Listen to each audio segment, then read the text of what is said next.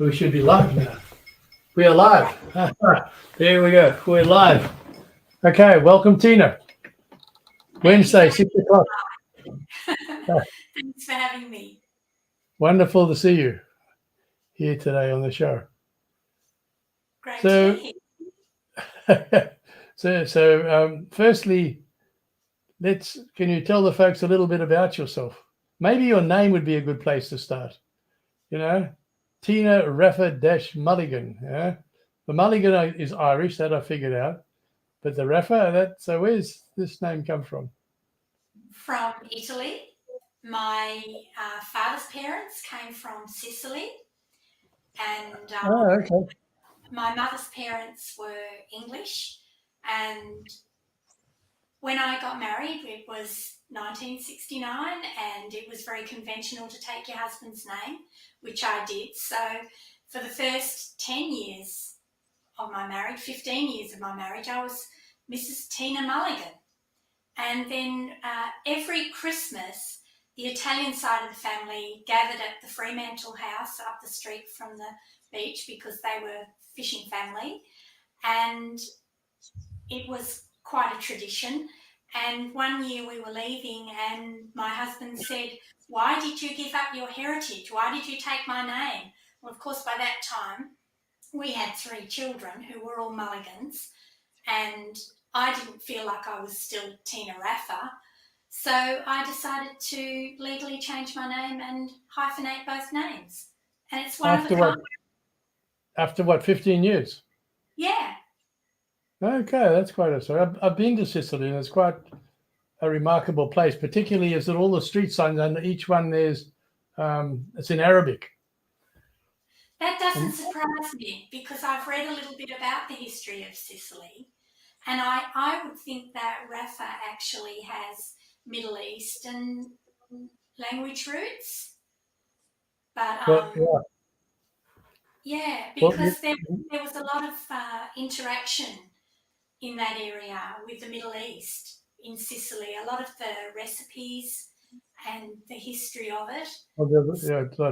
Well, you might even know is that one of our local celebrity retailers, Tony Galati. He comes from Sicily, and I mentioned this to him. I got to know him a little bit, and I mentioned it to him. He said to me, if he checks his heritage, it's actually Arabic. It's not Italian. Yeah, that doesn't. And if you look at those eyebrows, you you go, okay, probably.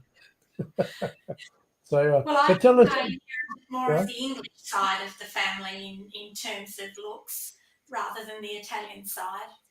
Oh, okay. But Mulligan's Irish. Huh? Mulligan's Irish, yeah. That's my husband's side of the family. But my mother's side comes from England. Oh, okay. All right. So tell us about your writing and how you actually, why did you want to be a writer? It's quite a lonely existence, or some people think it is. I don't, but anyway, some people find it a bit solitary. How can it be lonely when your head's full of all these different characters?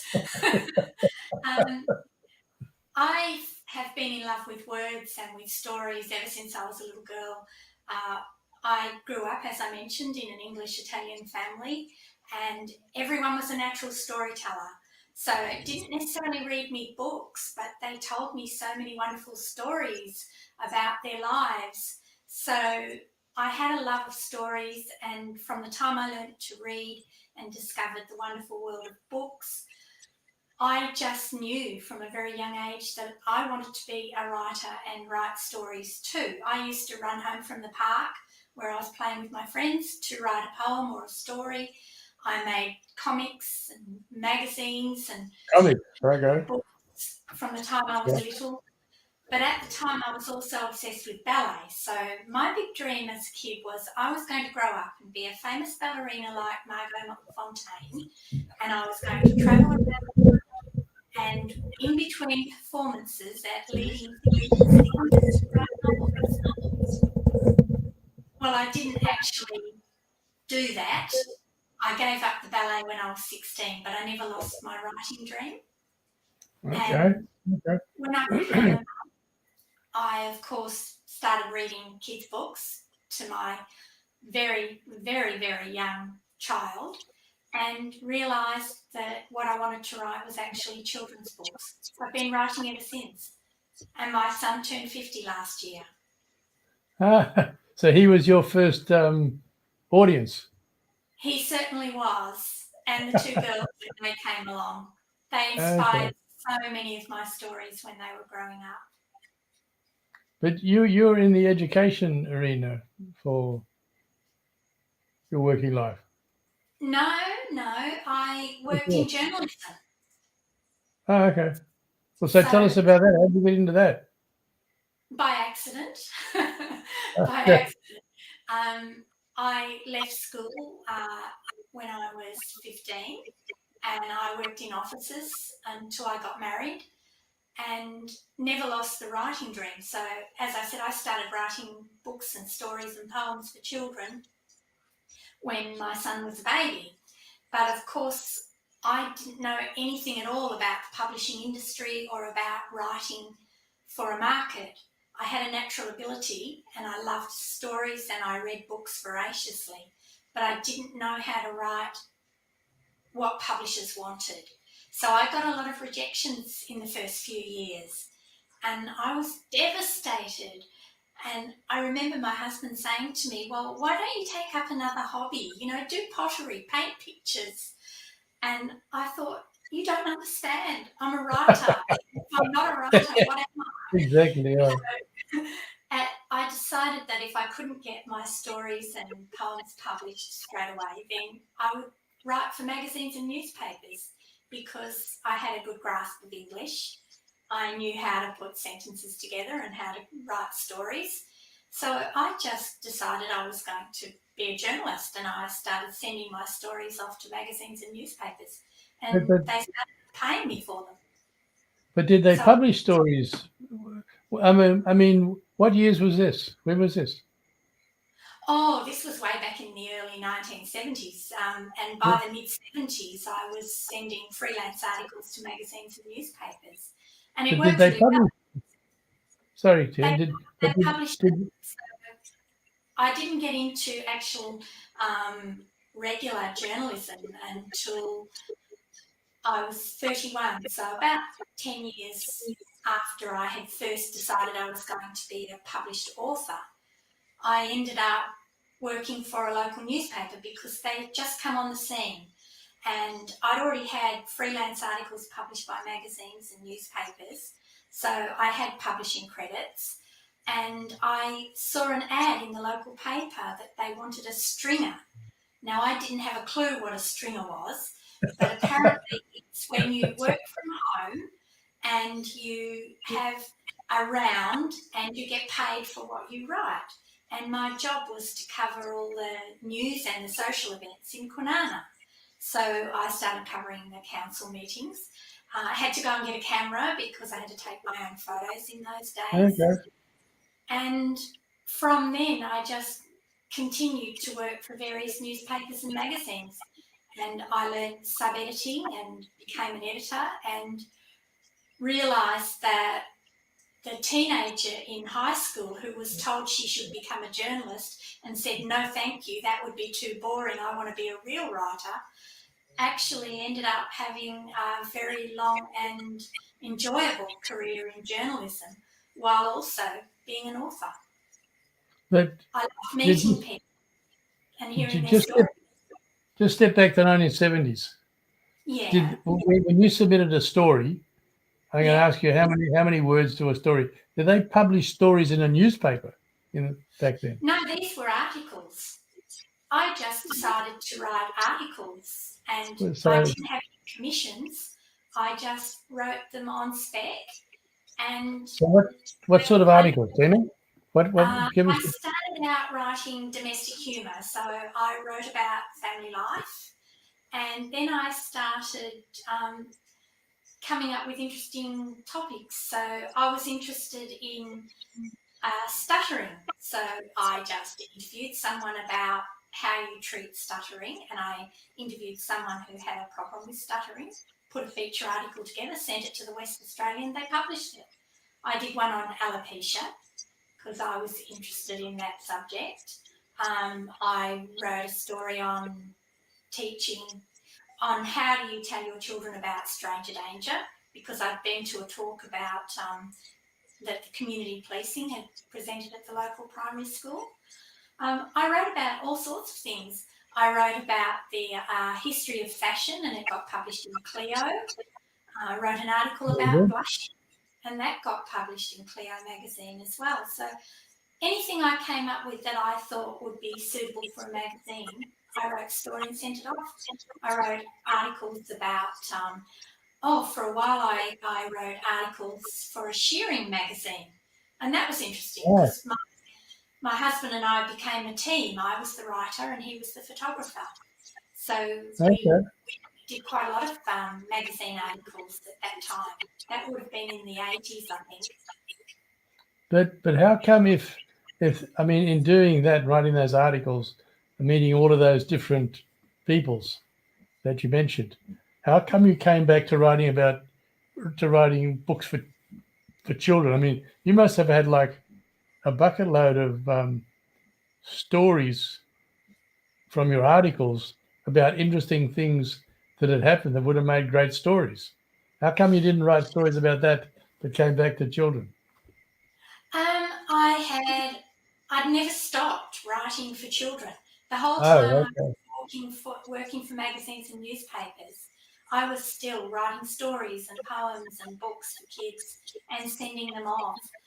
And in 1981, I hit the jackpot.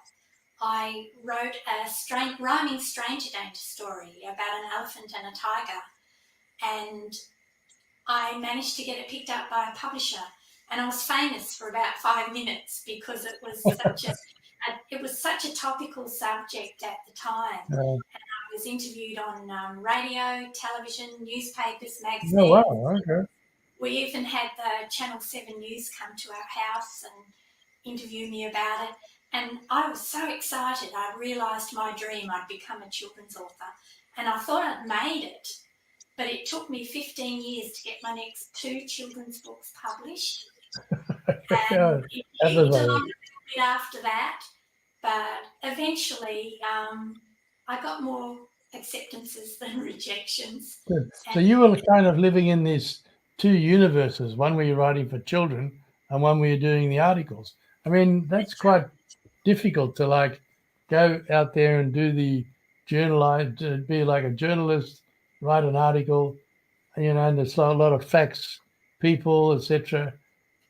And doing that, and then you come back to children with a total fantasy, and children, it's like, how do you make the switch? I don't have any trouble making that switch. Oh, really? Okay. It's all writing. It's all telling stories for a different audience. And even with the children's writing that I do, I write for all age groups. And I've been asked many times, how do you write across genres? And I just slip into the frame of mind for that particular story, I guess. Because I also write romance. And I have adult and written women's fiction as well. So I don't have a problem switching from one to the other. And in fact, journalism's really helped me as an author because it taught me not to be precious about every word that I write and to step back and look at it objectively once I've actually written it. I learned how to edit my own work, and that's one of the most important skills that I took away from journalism. I'd agree. I think it also puts a bit of time pressure on you to deliver something at a certain point in time, right? Well, after years of having to write to deadlines, I do not want to write to deadlines anymore. I set myself deadlines, but they're really relaxed and elastic. I'm more interested in having a quality life than in sitting in front of my computer all day long, every day, writing stories. So I like to have balance in my life. So what's your writing process at the moment? Well, I've just finished another short romance, which in the next couple of days I'll upload to Amazon Kindle because I'm self-publishing romances myself. I've got the rights back of those that have already been published, and this one's a new one that hasn't been published before. So it's only a short romance. It's only 5,500 words. So I'll just pop it up on Amazon for 99 cents and see if anybody wants to read it. Okay. Because as well as writing stories, I love the actual process of laying out books and creating books.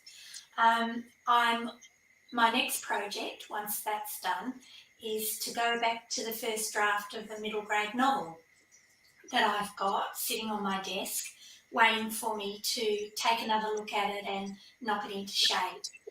And because I wrote it over quite a number of years and had lots of stops and starts with it to work on other projects, I need to knock it in shape more than I usually would have to do.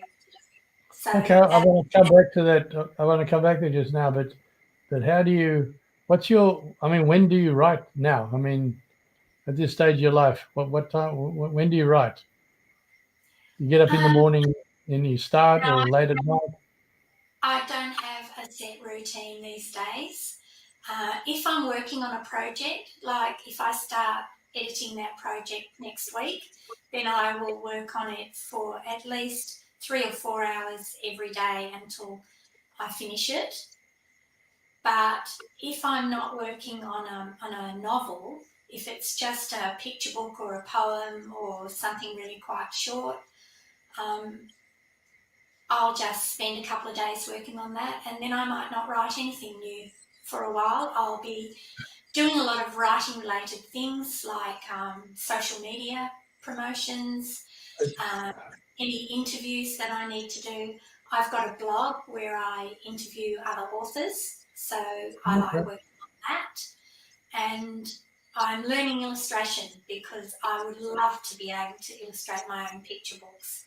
So I'm learning illustration. But do you have any quirky things about, like, your office has got to be like feng shui, and or you got to have a bunny rabbit from when you were a kid on the table, or anything, No, or what is it? Just a plain desk, or what? no, it's not a plain desk. It's a stand-up desk because I find that quite useful. I still do a bit of freelance proofreading and editing, which is very focused and full on. So sitting a long time is not necessarily good for older bodies. Not good for younger bodies either, but it's worth my No, while. not sure. Yeah, so I will stand up for part of the day. I suppose one of the quirky things that I do is I will do some exercises in front of the screen when I'm working at the stand-up desk. I might do a few side steps and one Plies, little bit. plies. Just Back to you do plies like back in your ballet days. no, I don't do plies, but I do a few side steps, and Ah, oh, I full of. I talk my stories out loud, That's a particularly good practice. if I'm writing for children in particular, I will read them aloud. But even if I'm writing for adults, if I want to know if the dialogue sounds natural, then I will speak it aloud. No, that's a good practice. That's a good Yeah, practice. That so suddenly you think, "Oh, this doesn't sound right." You say it out loud, and you go, "People don't talk like that." exactly. Because you want it to sound natural while it's still progressing your story. But also, And you would have to have an ear to pick up this and say, well, if you're writing a young adult romance story, like you just mentioned, that does a young adult speak like this? exactly. How do you do that? How do you figure that out? Because I wouldn't Well, know how to do that. you listen. I mean, I've only written one young adult novel, but I mean, it applies to any age group that you're writing for. You listen to people speak. I'm an observer. I spend a lot of time listening to people, watching people. Um, I guess I draw on that a lot. But also, when you've been writing as long as I have, you have a sense of when something's working and when it's not. Mm. I also, for a long time, I've had connections with a critique group who, over about 14 years, we would meet regularly every month, every 6 weeks, and we would, about a week before the meeting, we would share our latest chapters or short stories or whatever, and then we'd meet up and take turns to give feedback on everything. And they're all professional writers, published authors. And how did that work for you? It worked really well because when I joined, I'd already was published as a children's author and as a journalist, but I wanted to write for adults, and I didn't have as much confidence that I knew the market. So they were more experienced in that area than I was. So But their advice yeah, and feedback was invaluable. but Teena, what would you recommend to a youngster who's, well, let's say, we look at the Teena, like 16 years old, okay? She wants to Okay. write young adult fiction. What would you recommend they do? Join such a group? Definitely connect with writing groups and with other authors, with other people who want to be authors. They don't necessarily have to be published. You can teach each other and share information with each other and support each other, and that's just as valuable. But more than anything, just start writing and read. Read as much as you can in the genres that you're interested in writing for, and also in other genres, because what I've found from reading is, as well as learning for yourself what works, you also find out what doesn't work for you as a reader, and you can become very aware of what sort of techniques the writers are using. So Yeah. write, read, connect with other authors, and keep learning. You never stop learning about your craft. I read an interesting thing recently. It's amazing the number of well published and monetized authors have done it. I think Stephen King was actually one of them, where they used to write out other people's writings. Like they'd take a book from a famous writer and they'd put the book there and they'd take a notepad and they'd write it out word for word. They'd copy it. They'd just Yeah, copy it, just handwrite it down. Yeah? And I've never come across this before. And a lot of I've them, never done that. I've never done either, but a lot of them No, say it was a great way to get started because by doing that they could get, I'm going to pick a word here, they get the cadence and the feel rather than just simply reading it. Okay, even saying it out loud seem to work as well as doing it. And I think maybe again Stephen King is that he used to copy out the words from comics, almost like a screenplay, and do it like that. look, I figure that you do whatever works. Any way that works for you is fine. And for some people, that's going and taking classes, studying at university, um, doing everything to plan and to schedule and having a set time frame where they write a certain number of words every day regularly. If that works for you, do that.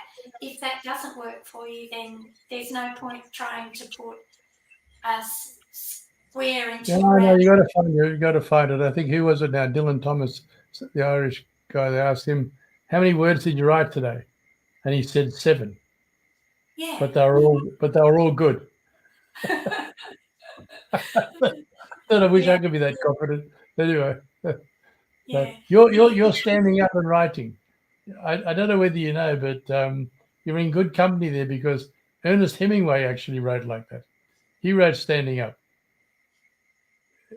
and all of his stuff. It makes a lot of sense. Yeah, yeah, But it depends on how you're feeling at the time. I mean, certainly if you stand up for too long, for hours on end, that doesn't feel very good in your body either. So you've got to listen to your body. So you stand up for a while and you sit down. I sit down more now than I stand up. But when I first got the stand-up desk, it was brilliant because I'd been having a lot of back problems. And by using the stand-up desk, that made a big difference to them. So a lot of the time now I will forget to use it as a stand-up desk because I'm not having those same issues. Okay, but you got one of those fancy ones where you press the button and it goes zzz, like that. I have got a really brilliant one where I just hold two levers at the side and lift it up. I won't do it now. I'll probably knock my camera off the top of the screen and you won't be able to see what's going on. Yeah, it's really easy. It goes up and down really easy. It's one of the best buys I've bought as a writer. Yes, yeah, very good. So where are you going? What's next? We'll come back to this book. I wanted to come back to what you wanted to do now. Okay, it's a middle grade novel. It's called The Sorry, can I UFO. just ask, just for the audience, what's a middle grade novel? What age group is that? Primary age from about 10 to 12 or 13, depending on Okay. their reading abilities and their interests. It's about a kid who finds a strange object in a quarry near his home and he begins to change colour. It starts at his toes and it gradually creeps up his body and he's turning red.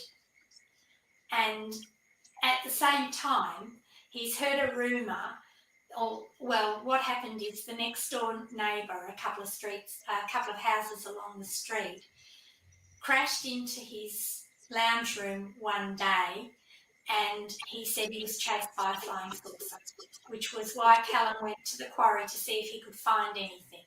And he finds this object and brings it home.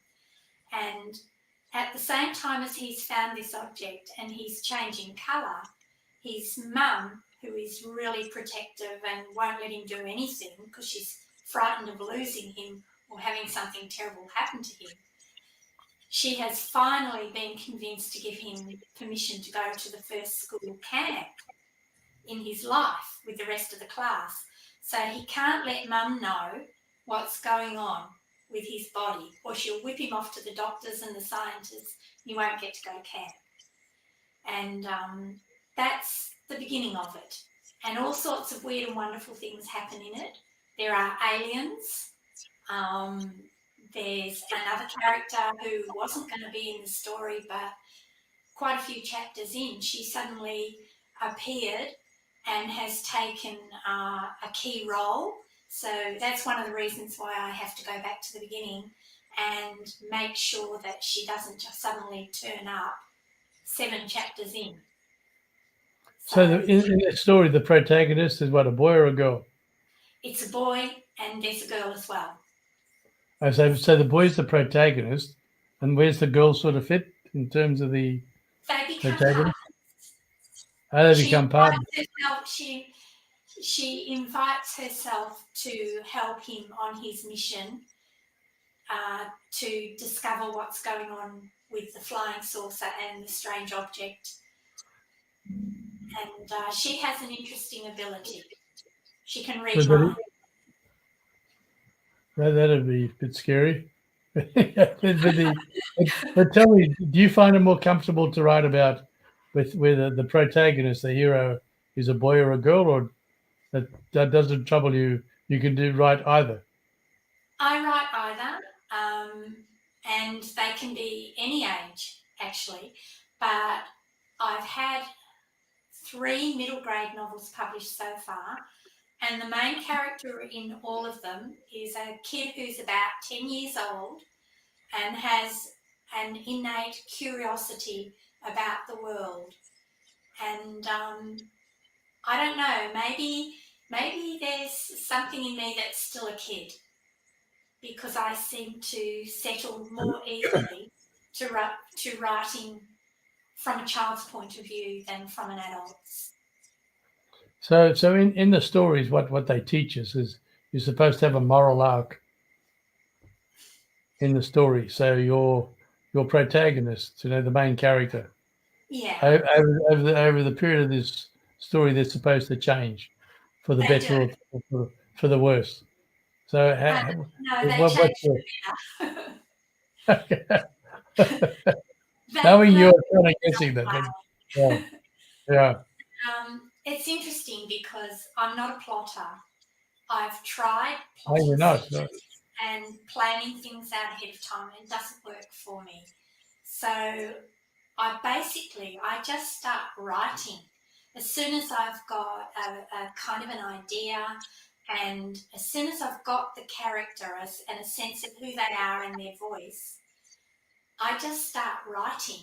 And particularly in novels, I have no idea what's going to happen from one chapter to the next, which is why they can take me quite a while to write, because I will get stuck. I will get so far with what's happened, and I don't know yet what happens next. So I go off and write something else. I do all sorts of other things. I watch TV, I read books, I see my family, I potter in the garden, I play around with art, and then all of a sudden, what happens next will come when I'm not looking for it. Whereas if I sat at the computer and thought, I must finish this book in 12 weeks, my writing is terrible. It's flat. And nothing is. But there's a big positive to that. If you're writing something and you get stuck, and like the hero, is stuck somewhere, and it doesn't, and you can't figure out how to get him out of this predicament. The plus side of that, neither is the reader. Exactly. The reader's also going, what now? What are we gonna? How's this gonna come out? I can't see who's going to get out of this. So Yeah. I don't know what you think, but I have the same dilemma. I think all writers do, but I've learned to think, and I do the same thing. And I don't know about you, but I do a bit of plotting and I write down a bit of a storyline. Never finishes up like that. I write 10 things. I get about number 3, it's gone, hunk. Okay. So, but, uh, but I think it's good to have a bit of both, a balance between them. Because generally, how long will your novel be? How long will it be? How many words? Oh, these ones aren't very long, maybe 35,000 words. That's all. Why is that? Is that something which this age group you speak of, is that the size book they like to read? It can range up to 40 or 50,000 words, depending on what level you're actually writing for. I tend to write shorter rather than longer, and I like to keep up the pace. And because of my background in journalism, I write fairly sparsely, so Okay. there's not a lot of extraneous description, and there's very little waffle in my writing, which means that sometimes my critique group will say, well, this is really interesting, but do you think you can expand it a little bit? So I tend to have to go back and expand on some of the scenes that I've just sort of whisked past to keep the pace going. Yeah, I think it was. Yeah, you got to work on that, because I think, who was it? Alfred Hitchcock said, "Drama is life with all the dull bits removed." Yes. So the reader wants to say, to me, is that the the dialogue is what keeps the people interacting. You want to see whether they turn up in jeans and a t-shirt, or whether they're dressed up, in a dinner suit. But you don't need to itemize the wardrobe or the curtains. No. So, I don't always describe my characters. People oh, find out a little bit about them through various things that happen, or there might just be a little snippet of information, but I don't usually say what someone looks like. I might say they think they're a scrawny little kid and they wish they could grow bigger so that people would treat them differently. But I don't waste a lot of time describing them. I like the reader to use their own I imagination. agree. I agree. I think you got it. What I like to think it was like you like paint a bit of the building and they figure out the rest. But Yeah. have you ever asked one of your readers? I'm sticking with the protagonist now. Is it what they think this person looked like? No. But give Never that a asked go. the characters. Pardon? Because I've given that a bit of a try and asked people what do they think that this person looked like, you know? Particularly when they come back to me and some people said they like this character, I hate this character. I say, well, the hate's a better one because they say, why do you hate this character? Because they look and they behave. They look like what, you know? And I think I didn't think I wrote that. I think, they go, oh, yeah, that's good, you know, that's good. But I don't, you know. But I think you got to like draw enough with words so they paint the rest, like this picture up here. Okay, you got to sketch enough of the outline so they can go and colour it in, if I can call it that. Well, Now, that's basically what we do with our words, isn't it? We paint word yeah, pictures. And we're right. hoping that the person who reads our story is going to create their own version of those pictures in their mind. Do you find it still worthwhile, like with what you do, to maybe go to schools and read to some of your stuff to children?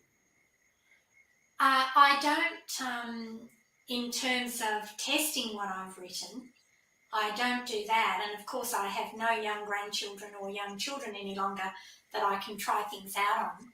So I don't actually try out any of my stories on kids, but I do love visiting schools and libraries and reading stories to kids and talking to them about books and writing and encouraging them to write their own stories. That's been one of the bonuses of being a children's author, was Oh getting the yeah, opportunity well, to go I and do was actually referring to the latter, yeah, but that must be quite fulfilling to I do that. love it. And just recently, I've started popping into the My Little Bookshop on the Rockingham foreshore, Oh and yeah, I'm I know, okay, every second yeah, Wednesday, and I'm yeah. reading kids' books to little kids, preschoolers, and I just love it. That's actually excellent, but I mean, what do they? What do you? I get the impression you get more out of it than they do. No, they're totally engaged, Uh, uh, but I guess sharing stories is a two-way interaction. yes, Whether you're reading a book or whether you're reading the story to someone or telling them the story, it's two-way. yes, it is. It is. I agree. So, what's going to happen after this novel? Well, what do you plan to be doing after that? You're going All to be right. still doing what? Yeah, I've got some half-finished adult novels that I'm thinking if I'm going to finish them, I better get my skates on So, because time passed. how many of those you got in the storeroom? Um, Probably about 3 or 4 that I think Wow. are worthwhile me finishing off. And what are they? How many words will each of those be? Well, they will need to be 70 or 80,000 words Oh, to they're have them. quite long. So, I'm what age? about, they're for adults. They're women's fiction. Oh, okay. So I was going to. They're more for adults. Yeah. Okay. But I've also Mhm. got, I've probably got 2 or 3 other kids' novels that I could go back and do some more work on if I felt like it. But Tina, this being able to like write for children and young adults and women's fiction, most writers like just stay like within a bit of a narrow thing. You know, I'll put my hand up here, but I mean, is it you seem to be able to like move over all of these spaces. Do you think it could be to do with the time you spent being writing articles and being a journalist, where you got thrown into different situations? No, I don't think so, because I was already writing across different genres and for different age groups before I got into journalism, because I sort of got into journalism by the back door and was a bit older. I think it's because I'm a bit of a butterfly. My personality is a bit of a butterfly. I get lots of ideas and I flip from one thing to another, and I can focus. I can focus on completing projects, obviously, or I never would have completed all the writing projects that I have. But I think it's just that. I'm a butterfly. I'm interested in so many different things, and I don't like to be pigeonholed in one area. Okay, all right. But you enjoy all of them equally.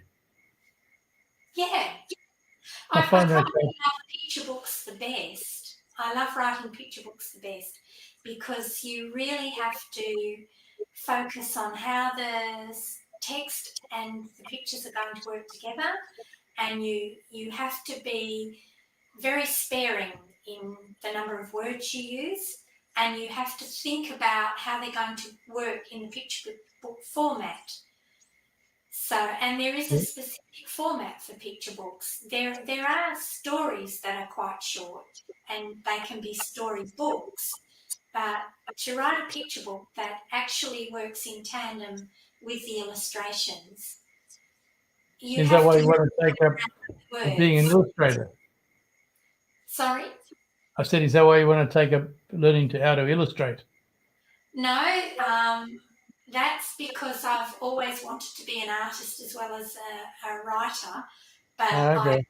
I've always given up because I've always thought, oh, I'm no good at that. And now I've realised that one of the reasons that I didn't develop those skills was because I didn't put the time into it, which I've put into writing.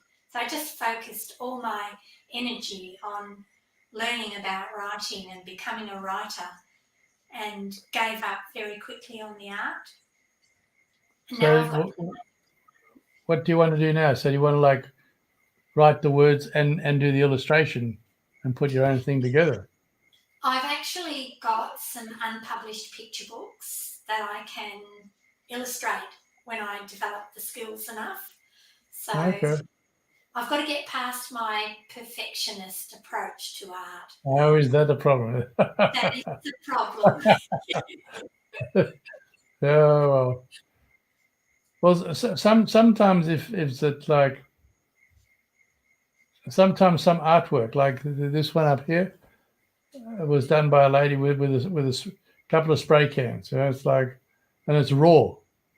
Yeah. And sometimes the rawness, maybe it's good just to get it out there because that's like your heart and your soul and your inside sort of coming through.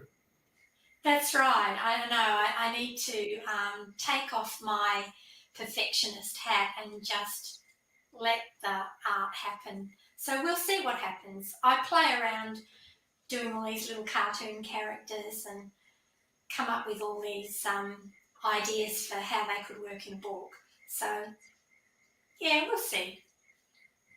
Oh, yeah, well, I think I'll be interested to see how that turns out. Right? So will I. Tina, it's been great having you. I think we're about to run out of time here, but I wish you all the well with your endeavours, and I'm sure Thank I'm you. looking forward to see how these picture books go. It's been a pleasure. Thank you for Okay. having me. Okay. Good night. Bye. Let me shut this down. Fix the broadcast.